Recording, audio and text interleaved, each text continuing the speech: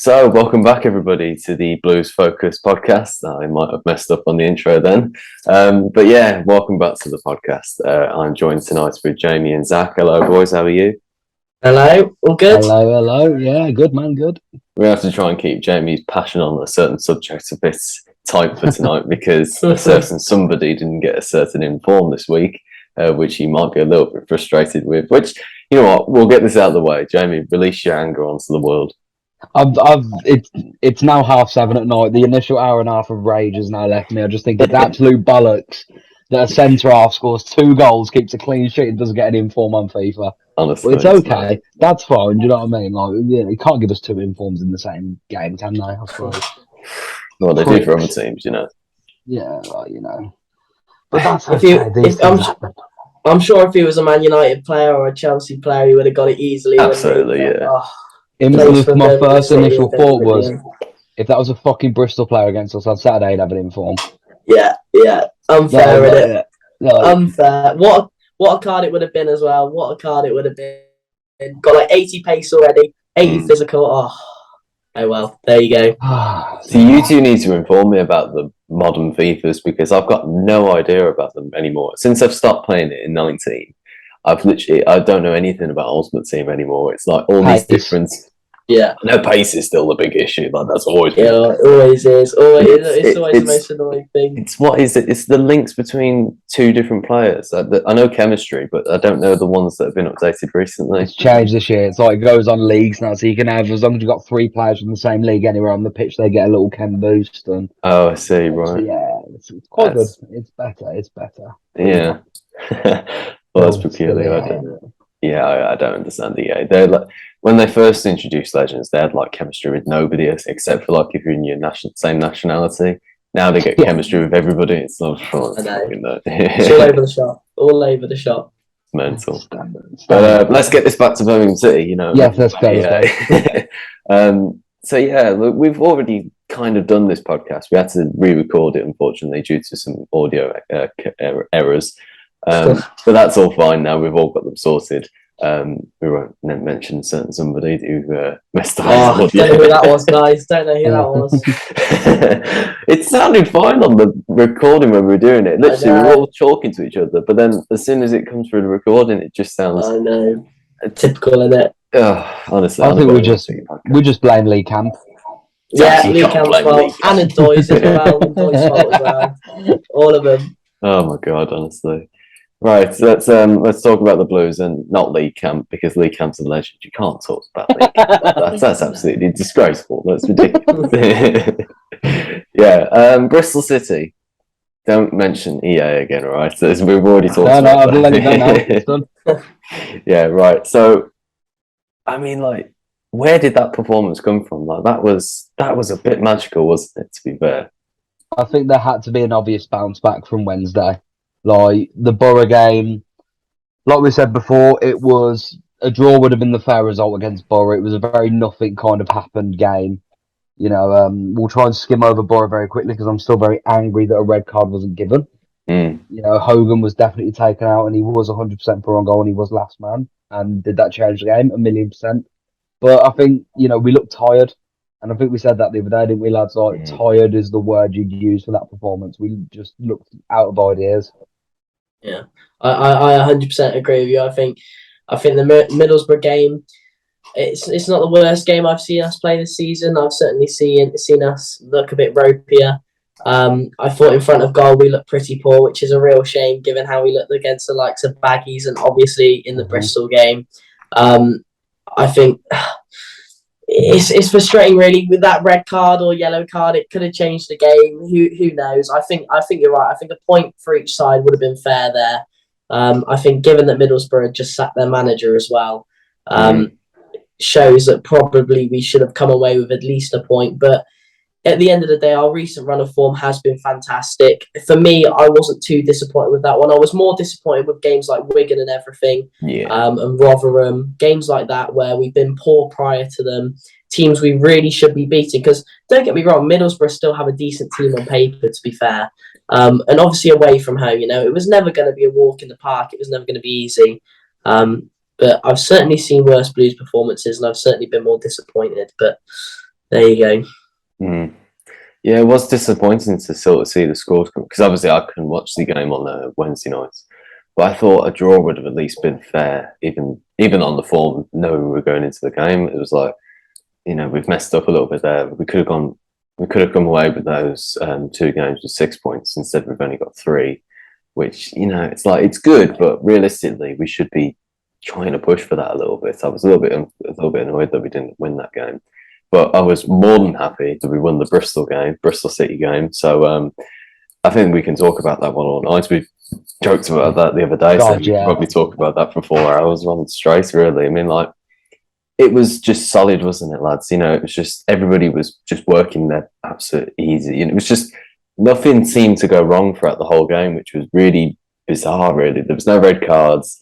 There was no conceding goals. There was no, like, picking up. There was nobody free in the box for an easy tap in or anything. Everybody was doing their job perfectly. I thought Harley Dean, when he came back, he was defensively sound. Everybody was just doing their roles. And for the centre backs to get so involved in the action was amazing. Really, it was like a proper team performance. It was fantastic. It was really good to watch. But I don't know, Zach, what did you think of the whole entire game? Yeah, I think it's one of the best Blues performances I've seen in a very long time. Coming away, it's the first time I've come away from St Andrews in a long time where I'm just absolutely buzzing. Obviously, fantastic to see the centre halves really contributing in the final third because they deserve it, because they've had such fantastic seasons. It's the first time I've seen a Blues team in a long time as well where I looked at the weekend and thought there is not a single position on that pitch that's weak at the moment. I feel every position there's a decent player that can play there. But defensively, I thought we were so solid. The midfield, it was nice to see Hannibal start from the beginning because we know what a fantastic player he is. Yeah, he deserved it as well because the short 20 minutes we see of him, we do see promising signs there of a real talented player. So over the moon to see him start. Chong, 2 assists, brilliant as well. Obviously played up front, a bit out of position. Because he's normally in behind the strikers, isn't he? But I thought he looked more than comfortable there. Just all across the pitch, everybody did their bit. I feel this Blues team sometimes has 1 or 2 passengers, but certainly on the weekend, everyone contributed, and it's just the best I've felt about a Blues game in a very, very long time. Do you agree with that, Jamie?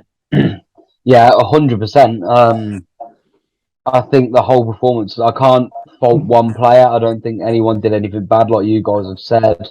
Like, not even any stupid passes in defence. We're famous for that every so often. One idiotic back pass or a cross goal, like nothing like that. Very professional performance. Took the early lead, and unlike last season or seasons gone by, lads, we didn't sit on a 1-0 lead and just kind of go right, shut up shop, job. None of that bollocks. Like we went for the jugular on this one. We kept pressing and pressing, and we deserved the 2-0 at half time. And to be fair, like my cousin said to me when. Could be 4 or 5 up here at half time. I was like, we literally could. Like, we battered them. Like, it was a little bit over words.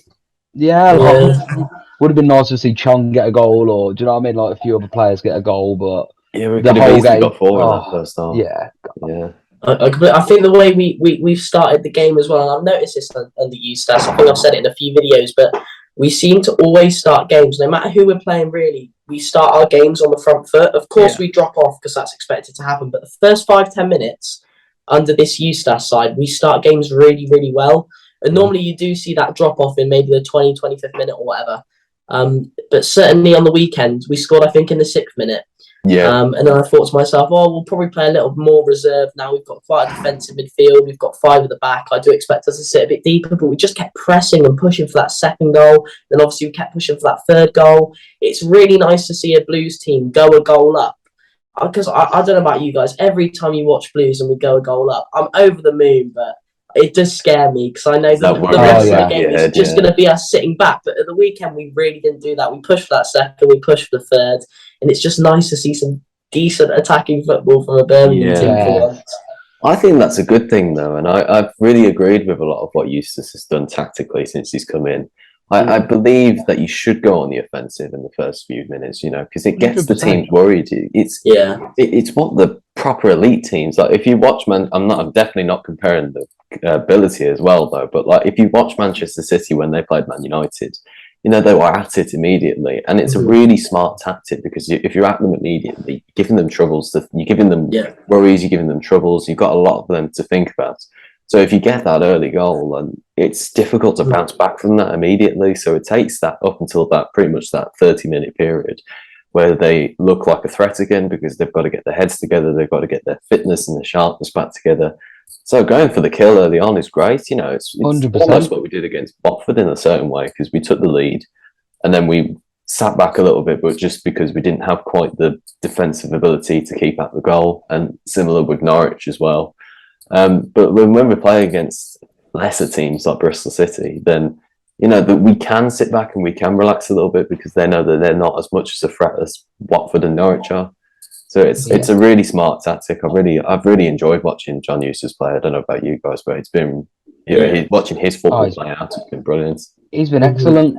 He's been excellent. Like, and it's like you said, like, especially against your Watford game. Like, if you look at that, their squad compared to ours, it's a different ball game. They've just come down to the Prem. They've still got a lot of them players, but against Bristol, who offered absolutely dick all, and I think that was down to us as well. Yeah, I think that was down to how we pressed and played and pushed. Like, but they offered nothing, and instead of just sitting on it and letting them have a chance at something, we just went kill, go, and it was great. It was great to watch. Like, you can't fault anything. No, I completely agree with you. I think it's so nice to see a Blues team with a bit of passion. It's nice to see. I don't know if you've seen the TikToks they start doing or Instagram reels, whatever. It just seems there's a real togetherness in the team, and that it feels like we've been lacking that for quite some time now. Obviously, when results aren't going too well, it's going to be the case. The team's not going to be great chemistry-wise, but it just feels like a real tight-knit squad at the moment, and it's so nice to see. It's brilliant.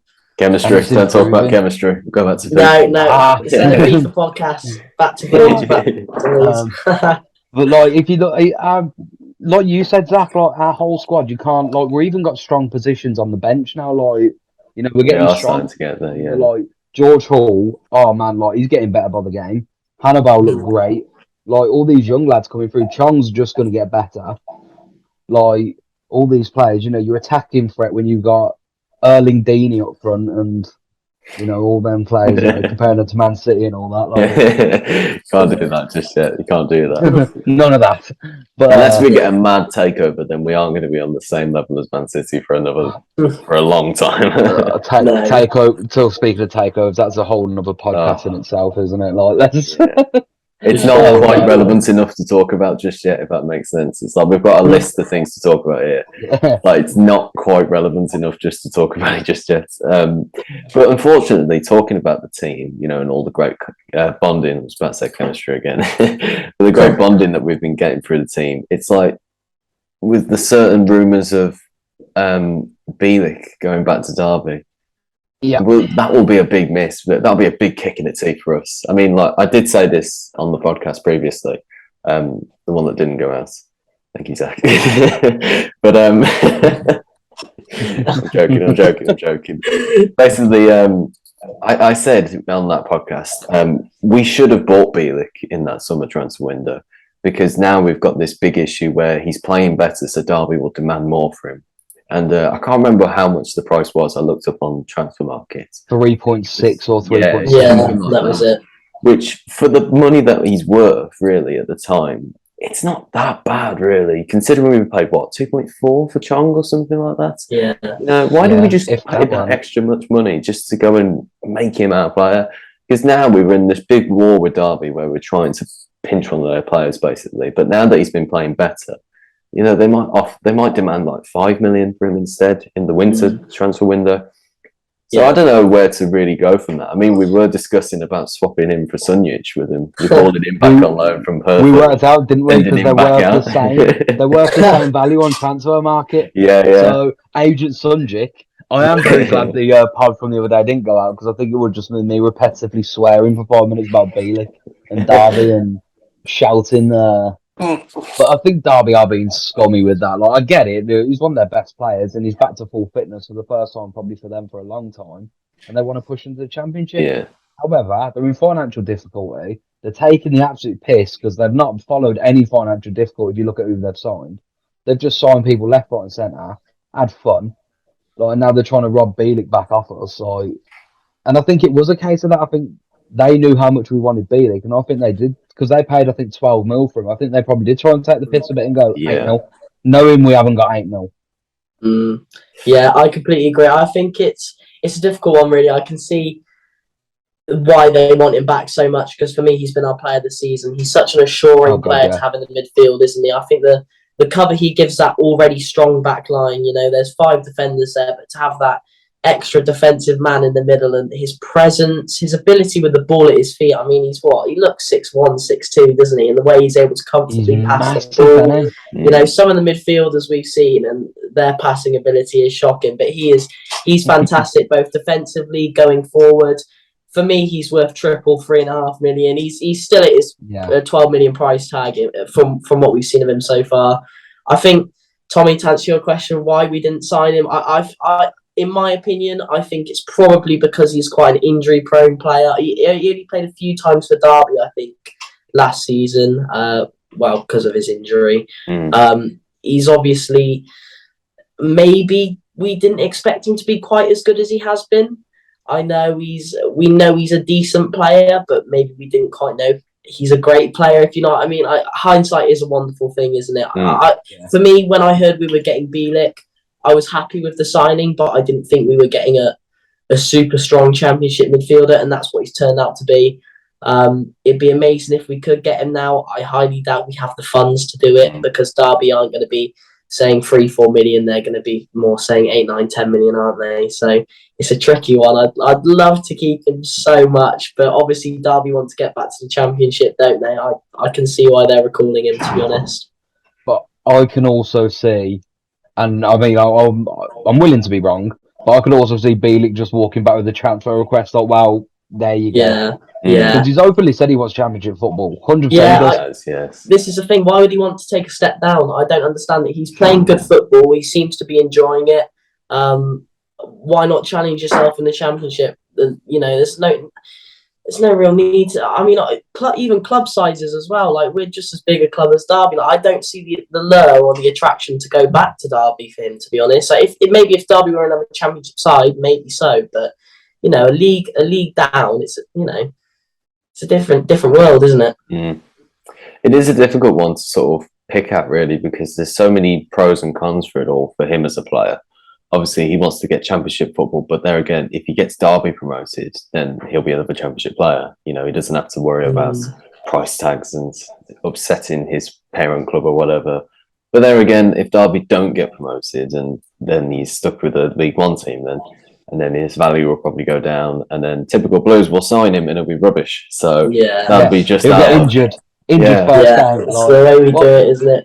He injured himself last season against us, didn't he? Scoring that overhead kick or something. Yeah, that was his first game back as well for ages. So, I mean, at the start of his career, the life of us, he was injured for the first couple of weeks, wasn't he? So he is a very injury-prone player, as good as he is. I think if he can eliminate that from his game, get a year of great football, I think he could be a very highly valued player.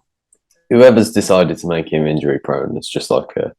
I know. Whoever up there has done that. I know, it's mad how some players are like it though, isn't it? It genuinely impacts their careers so much, because if Bielik had been doing this for the last 4 or 5 years and stayed injury-free, who knows where he could be? So I do sympathise with players like that, but I just hope he can stay injury-free for us for the next few months whilst we have him, because I think it's a good chance to push up the table with him, isn't it? I hope we can. I hope we can strike some sort of deal. I know they want Jukovic off us. Like Jukovic and Sunjic, and please just let us have him back. Because he is, like you have said, he's been our player of the season. He's been unbelievable from the moment he stepped in against Preston that first game. We all kind of went, "Well, Jesus Christ! This guy is good. He is class. He does everything." And Saturday displayed how good he was. He cleared up, mopped up anything in the middle. He had Hannibal running around like a blue arse fly, winning everything as well. And his feet are quick. He's just knocking the ball left and right. Nearly scored that tremendous volley. Yeah. I'm that went in. Wow. Who do we play at CDM if we lose him? Hannibal, maybe. Yeah. See, I was thinking Yeah. Hannibal, but I think the only thing is he's young and he looks like he likes to dive into a tackle or two. Mm. Yeah. I Yeah. think He he's does. a bit too attacking minded as well, because I look Yeah. at him and think he'd be a good attacking midfielder, really, Yeah. with what he is as a player. What about JJ? I don't know. Probably I think the same thing, isn't it? I'd say he's more of an attacking midfielder, likes to go forward. Bielik is a centre back who's been transitioned into a defensive midfielder, isn't he? And that's the kind of role that he took on, really. Because again, I'm not comparing the ability, but when you look at Sergio Busquets, he could easily play at centre back. But then 100%. obviously he's played at defensive midfield, and he just sits in front of the defence the whole game. Yeah. It's not like James where he goes forward a bit, and same with Hannibal where he goes forward a bit. It's his position there. It's literally he doesn't move from it at all, and that is why he owns that place on the pitch. Just nobody comes even close to him on that bit. No, that's true. No, I completely agree. I think that's the thing as well. I think with a player like Hannibal, I mean, we saw him play up front for a bit this season, haven't we? When he's come on off the bench and everything. So I think Bielik is just that perfect defensive-minded player you want in the middle of the park. Some players can do it all in the middle, but he is just your proper championship, typical holding midfielder, isn't he? That will win the tackles. He doesn't try anything fancy. He just does the easy stuff so brilliantly. Yeah. So I think for me, no matter who our backups are, whether it's Jordan James, whether it's Hannibal Mabry, no one we can get in or no one at the club can do the job Bielik does. I wouldn't say that. I'd say they've just got big shoes to fill, really. It's like they've got the ability to play that, but whether it can play as effectively as Bielik is a different sort of question, I think, because I really like Jordan James, and I'd like to see him play a bit more, actually, because I feel like he could really kick on. Obviously, Hannibal's obviously on loan, so to play Jordan James a bit more would be nice. But if Hannibal's going to keep on playing well, it's obviously the same. But obviously, we've now got a lot of things to talk about when it comes to the whole game, obviously, because Jamie, you pointed out at the end of the vlog last week on Saturday that Dion Sanderson is out. Yes, he's out due to too many yellow cards picked up. So that's an issue we've got to put up as well. There's also a few other points as well, like does Hannibal start? Is Deeney back in? Is Hall back in or whatever? Talk to me about that, Jamie. What's your It's thoughts? tough, isn't it? Because you don't change your winning formula. However, you've now lost Sanderson, who has been fantastic. He sweeps up everything. He's so good. He got his goal on Saturday. So what do? Do you move Maxine Collins to centre half? Do you deploy Graham or Williams at wing back? I'm very much in the opinion of yes. Probably just put Williams at wing back. It's hard to change a winning team, but are Hull going to be more aggressive? Yes. Are Hull going to push and try and bully the likes of Hall a little bit? Maybe. Do you want to start Deeney for that kind of security? Maybe so, because I think Deeney's had a good season. I know he's not been scoring a lot, but I still think he's done well, especially the last month.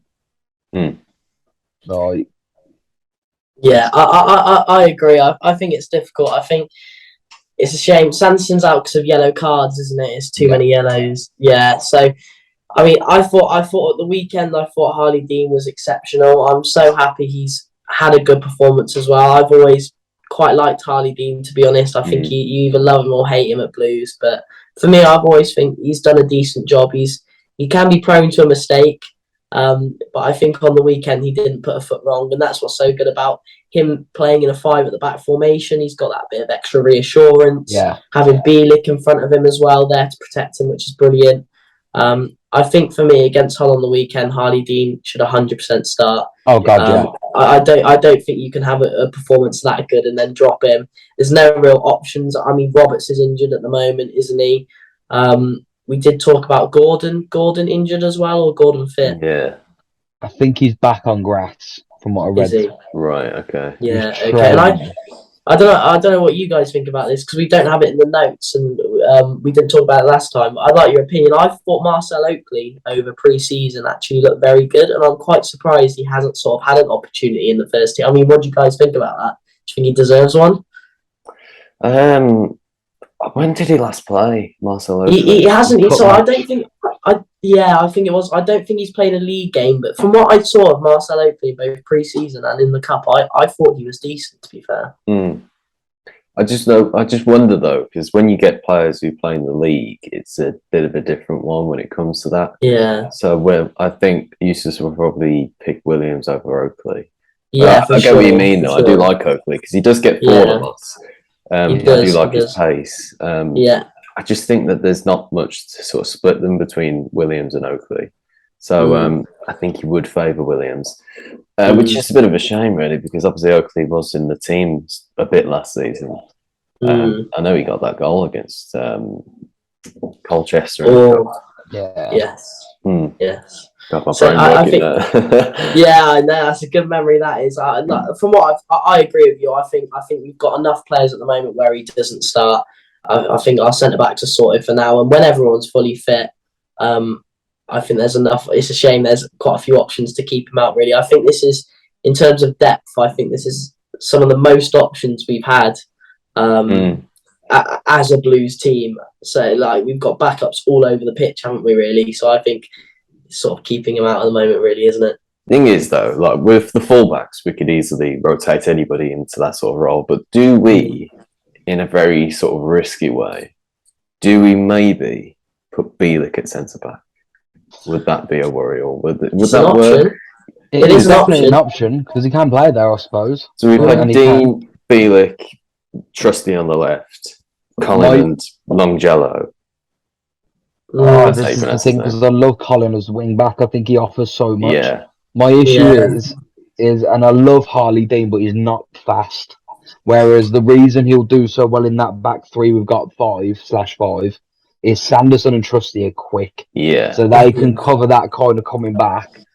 Bielik is so good as a CDM, but I don't think he's got the pace. If do you know what I mean? If a quick, because someone's going to target that side. If you've got Bielik and Dean as the centre, someone's going to surely target that side. A pacey little guy is going to go right bang.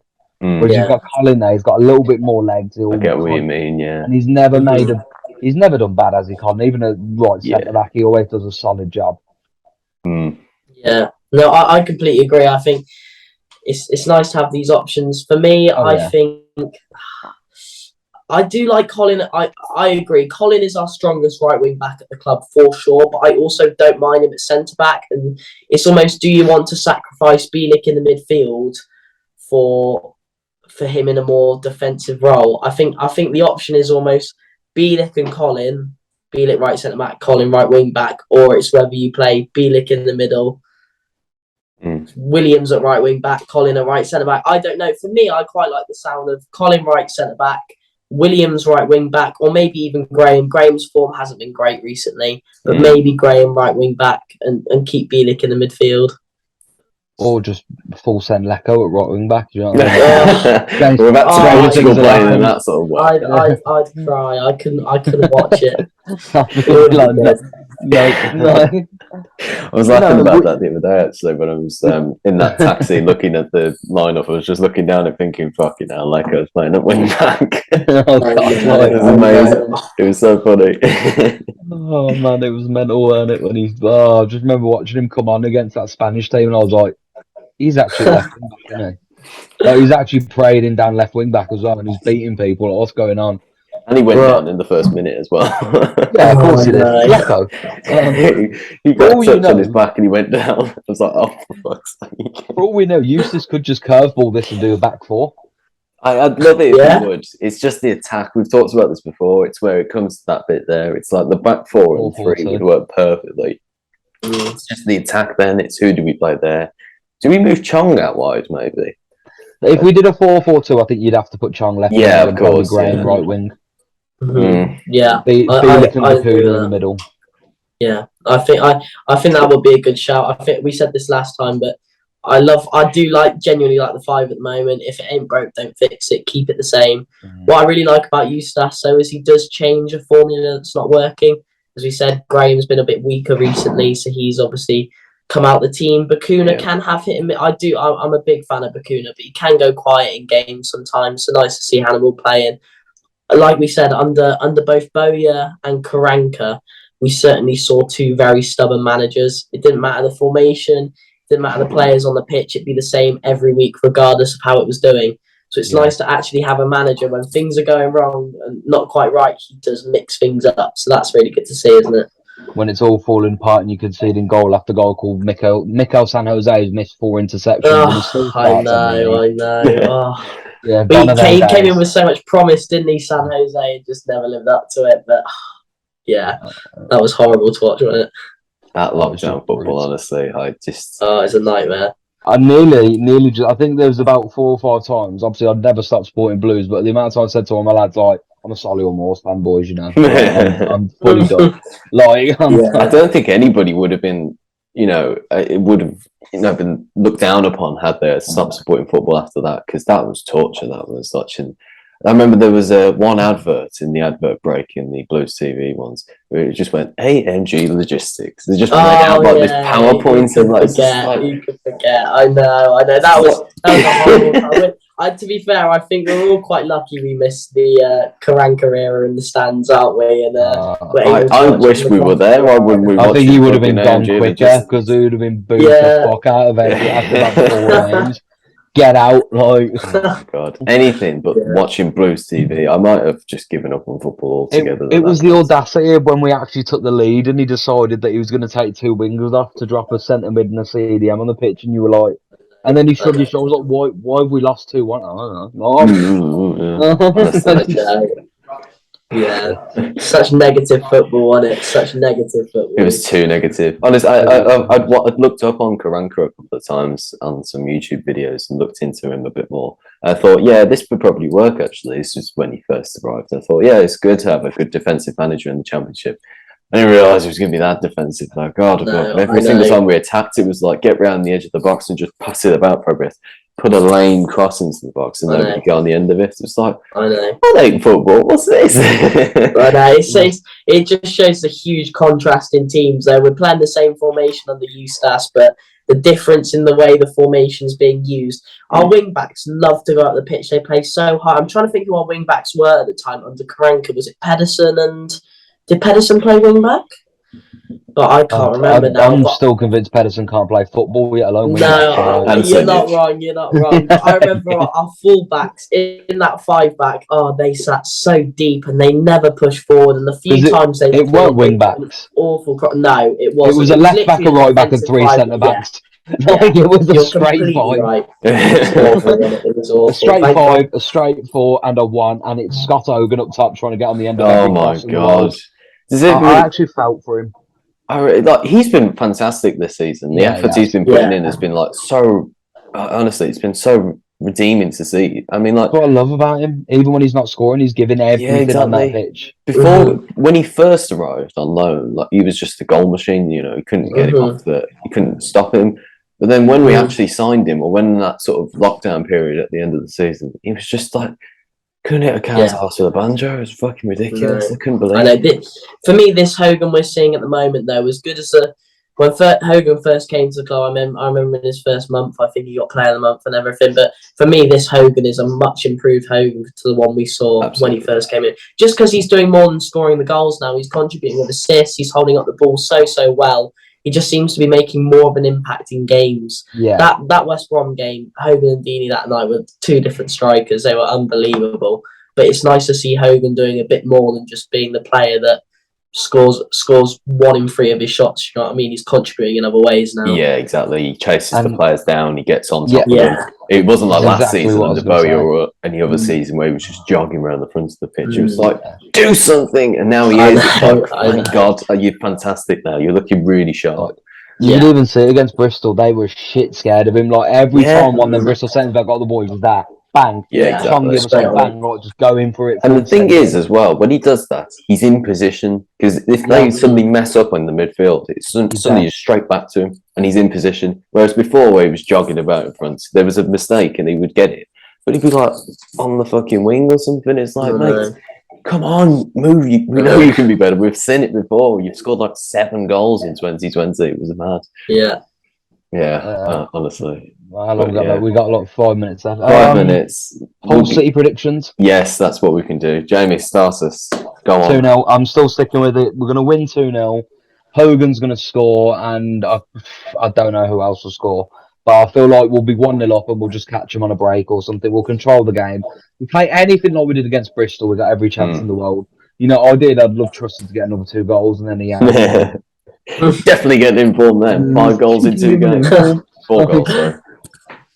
Yeah. Yeah. Go on, Zach. I'm thinking fairly similar. For me, I'll go 2-1. I think we'll win. I think we'll bag a couple. Obviously, Hull have just sacked their manager fairly recently. That's good.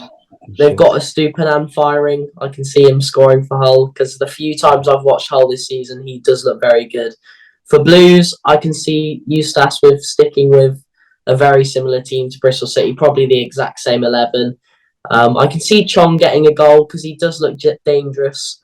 When he has the ball, he looks very dangerous. So I'll go Chong to score 1. And who else? We'll go Trusty again. Another Trusty bullet at it. We'll go that. 2-1 Blues. Now, see, my past experiences are saying we're going to lose 2-0 because we always lose at Hull. Always. But there again, rules are there to be broken. So my gut is kind of going towards a 1-0 maybe. I mean, I'm only basing that off past experience as well because the last time we won at Hull was in 2009 or 10. Gary O'Connor scored a near post header. We won 1-0. So I'm going to just check if it is 9 or 10, 2000, whatever it was. 2009, September 19th. Interesting. That was the last time we beat Hull at their ground. So it's a long bloody time. That is a long time. Until Sunday. Until Sunday. Exactly, yeah. That's exactly what I'm thinking. And it'll probably be typical as well because I'm not going to that game as well. So it'd be like, yeah, we're going to win that one now. It's the first time in years we've got a defence as Birmingham City where I feel quite confident on a clean sheet. I'm like, I know. I don't think it's conceding. Yeah. Like, yeah. No, I agree. It's we look defensively. It's mad that we're saying only recently we feel confident we won't concede. Given for the last however many years we played 5 at the back, it's ridiculous. But no, this defence looks so assuring, doesn't it? And it's nice to have some pace at the back as well. Yeah. Over the years, we've had some slow defenders. It's nice to see the way Trusty and Sanderson can just catch up to the pacier strikers and wingers of the league. So I know. Paul Robinson. I want to bet again. Do quite like Roberts, but he can be slow, can't he? But no, it's just nice to have some pace at the back, isn't it? Hospital pass Roberts. No, I know. A few dodgy ones, doesn't he? But yeah. I love him. I love his work rate. But God, how many times have you seen a counter attack and he's just got to ping it to the left and it's just throwing? You're like, oh, please. I know. I've loved having no long throws as well. Oh, thank God. I have. I've said this openly, and I've had so many Birmingham fans, and like my cousin said to me as well, like, it's one of the best weapons in football if you can do a long throw. I'm like, I know if you can do it properly. Yeah, exactly. Roberts, one is 6'4", he shouldn't be the fucker throwing it in the box. Yeah. And 2, we're shit from long throws. I think we scored 1 in 3 years. Yeah. I'd just say bin it off. We've got far better players to play that rather than just Stoke ball all the time. We've got Bakuna, we've got Chong, we've got Bielik, we've got Hannibal. We can play it around. We can take a short throw and then work it into the box. You know, we can. It's just why we choose to elect to go to this stupid long ball throw when we, like you said, Jamie, we've got a 6'4" defender taking it. It's like, no, other way around if we're going to do that. We'll get the little short ass to do it first today. Exactly. But anyway, we can sit and moan about the Blues, but we're actually doing all right for once, so it's actually nice to have that for a change. But it's very nice to have spoke to you again this evening, lads. It feels like we've talked about all this before. Yeah. I feel a bit deja vu. But yeah, thank you guys for tuning in to this episode of the podcast. We'll be back very soon after the whole game. Hopefully we'll have a win. And yeah, keep right on.